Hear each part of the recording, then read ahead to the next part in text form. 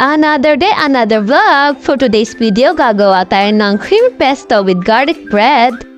Simple lang palang ating mga ingredients dito, mga misis.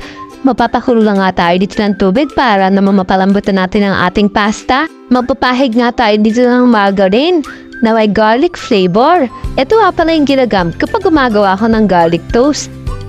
Mas easy way nga ito sa paggagawa ng garlic toast.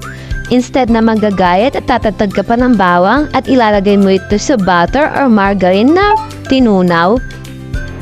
Ito naman, i-spread mo lang talaga siya sa tinapay and then ibibake mo siya for 10 minutes.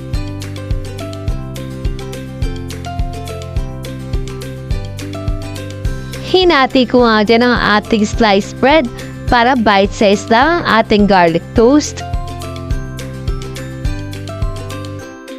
Pusid na nga tayo ito sa aking pinakulo ang tubig.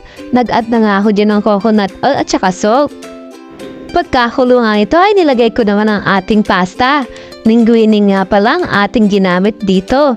Masarap din sana yung fettuccine kaso nga lang medyo may kamahalan. Palalambutin lang natin ang ating pasta for 12 minutes. Hinango ko na nga pala dito ang ating mga garlic toast at nilagay ko na rin sa lagayan. Para yung first batch ng ating garlic toast. Magsasalang ulit tayo and ibibake ulit natin ito for 10 minutes. Huwag pala natin kalimutan ang ating pasta. Kailangan natin halu-haluin yon para hindi magdikit sa ilalim. After 12 to 15 minutes, hinango ko na itong ating pasta. Minanlawan ko na din yan para hindi naman malabsak. After ko nga i-drain ng ating pasta, sinet aside ko muna ito. Nagpainta nga pala ako dito ng kawali at mantika. Una ko nga pala nilagay dito yung ham. Kailangan muna kasi natin itong lutuin mabuti. At pag medyo brown ang ating ham, maglalagay naman tayo dito ng ating mushroom. Mekos-mekos nga lang ito mga misis hanggang sa medyo maluto ang ating mushroom.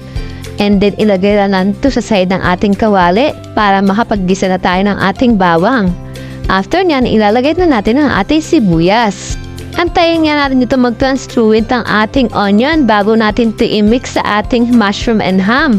Simmer nga lang natin about 2 minutes saka tayo mag-a-add dito ng all-purpose cream.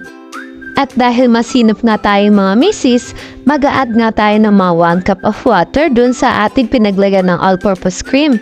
Para masimot ba? Sayang din naman kasi yung lasa. Aminin nyo, ginagawa nyo rin yan mga misis. After that, magdadagdaga pa tayo ng malaking can ng evaporated milk. Any brand pwede naman, pero mas gusto ko talaga itong Alaska. Even sa mga cakes na ginagawa ko, ito na rin talaga ang brand na ginagamit ko. Naglagay na rin pala ako dyan ng isang beef nor cubes. Ito yung pampalasang ginagamit ko. Lagay na rin pala itong pesto perfect pasta ng McCormick. Kusmekos nga lang natin mga misis hanggang sa madisolve ang ating pesto powder. Pakuluan na natin ito at mag-a-add tayo dito ng salt, pampalasa. Kailangan pala natin itong tikman para malaman natin kung sakto na yung lasa.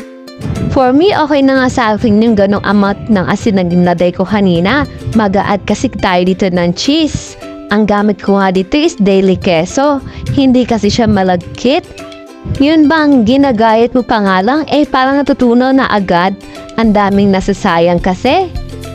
Mas nagiging milky, creamy, and cheesy ang ating sauce kapag hinahalo na ang cheese sa ating pagluluto. Dahil milky at dairy ang ating white sauce, much better nga pakulon ito mabuti para hindi naman madaling mapanis. Pero kung nga ito matikman, para sa akin sakto na yung lasa, kaya maglalagay tayo dito ng pampalapot. Halo-haluin nga lang ito para maluto mabuti ang ating cornstarch mixture sa ating sauce. Kapag nakuha ko na nga dito yung gusto kong texture ng ating sauce, saka nga natin ilalagay dito ang ating pasta. Dito na nga tayo sa part na nakakangawit talaga maghalo. And maraming salamat nga po pala kung umabot ka sa part ng video na ito. Naway may bago kang natutunang recipe na pwede mong lutuin pag may birthday or any occasion sa pamilya nyo. Kailangan ko na nga lang itong haluin mabuti para pumantay yung sauce at pasta. And voila! Pwede na tayo magmerienda! So, hanggang dito ang ating vlog for today. Maraming salamat po sa pagsubaybay!